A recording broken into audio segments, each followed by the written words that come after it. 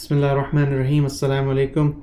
Over the past few weeks and months, we've been talking about and having a lot of discussion around the events surrounding the death of Syeda Fatima Zehra salawatullah alayha, the burning of the house of the Lady of Heaven.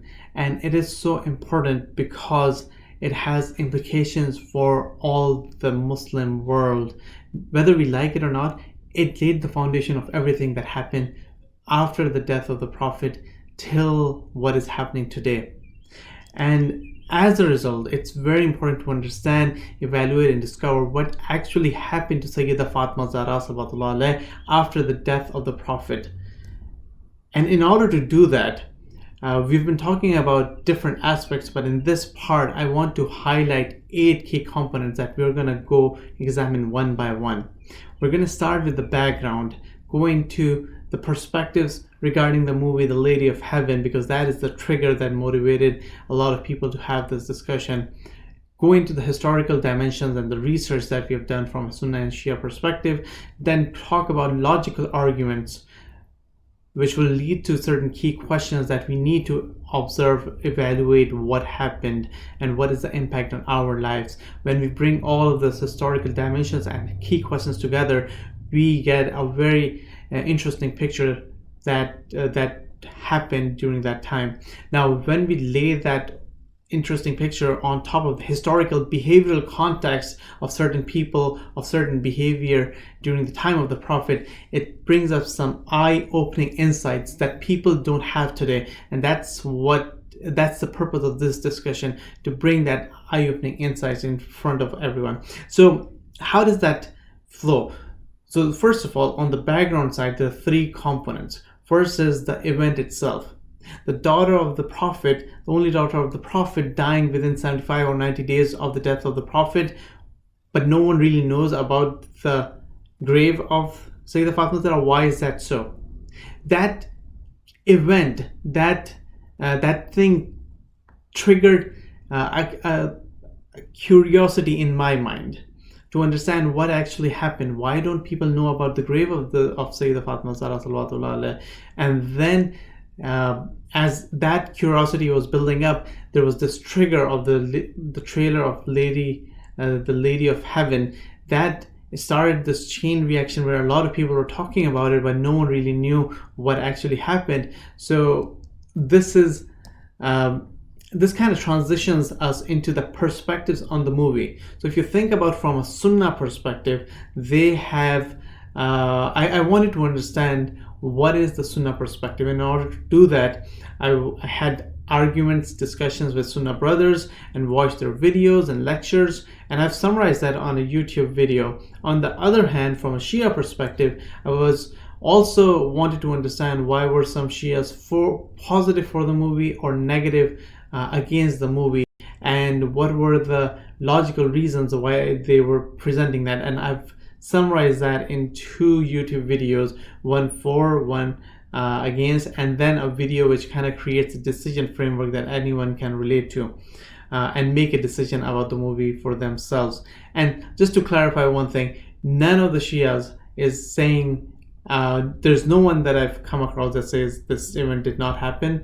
Everyone, there's a disagreement whether it should be showed in the movie for the sake of unity of Ummah or not.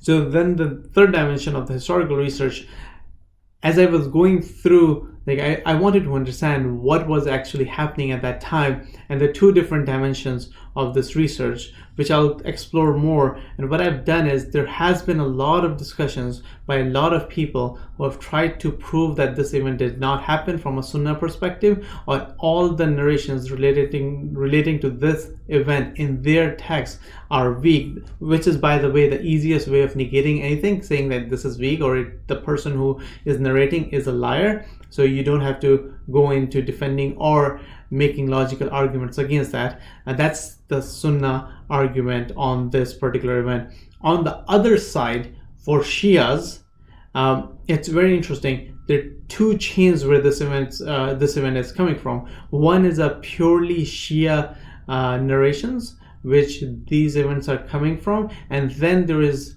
a whole host of Sunni narrations which corroborate the Shia narrations that show that this event actually happened. So that was part of historical research. What I've done in this part, because there has been a lot of research done by different people, I've created a web page where anyone can go and check like what are the arguments in English, Urdu, Persian, Farsi, Arabic about like the sources from Sunnah and Shia where this event is mentioned. So you can go do your research and watch the videos. I even don't have like listed detailed research because there are a lot of white papers on this.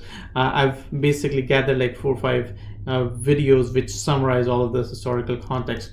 However, the problem with this historical research is the Sunnah argument is always like, oh, this narration is weak. There's no real Sahih narration which says that okay, there is an eyewitness account that second caliph was involved in this act, and that kind of breaks all of their like there's no point in arguing on a historical basis. So what I've done is I've gone into the logical argument to understand what were the facts, what are the two versions of history, what is the complication with those versions, which house was burned, who was involved in burning the house, what are the complications with the narrations, and how the narrations were compiled. Was there an intentional push to create confusion? What are the circumstantial evidence? And these logical arguments lead to certain key questions, whether one should support the perpetrator or the alleged perpetrator who committed the sin against the household of the Prophet, the leaders of the heaven, or one should keep quiet, or one should defend the perpetrator even if it is the supposed perpetrator, because on one hand you have a regular human, on the other hand you have the leaders of the heaven. So we're going to talk about that in detail. Now, when you bring all of this together, the historical arguments, the logical arguments, you create certain evidence which is enough to indict certain people, and not only to indict but create your own ability to make a judgment for yourself, for your so that we have our own hereafter taken care of.